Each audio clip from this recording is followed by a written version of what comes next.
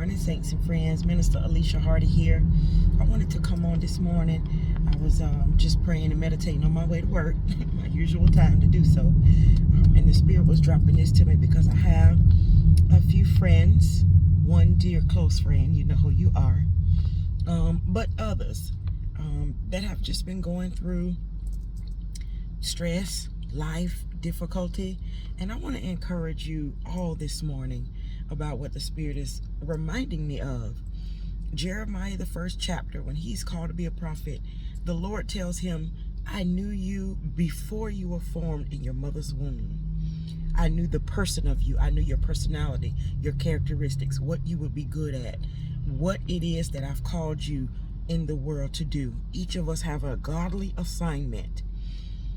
And I want to encourage you that you are important and valuable to God. What is it that you are exceptionally talented to do? What are your gifts? What are your callings? And make that a priority in your life. Do that first and foremost in your life. Many times we'll get caught up in what the world is doing and what everybody else is doing. And it's not necessarily the thing that we should be doing. So find that place in God. What is it that He has designed you for such a time as?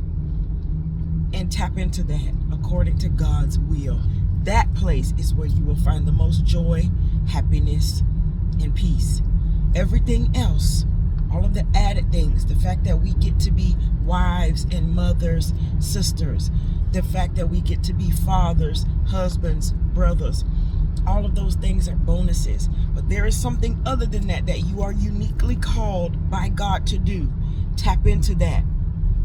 And so that at that point, if there's any difficulty, if there's any hardships, because you're doing the assignment of God the Father, it won't feel like a burden.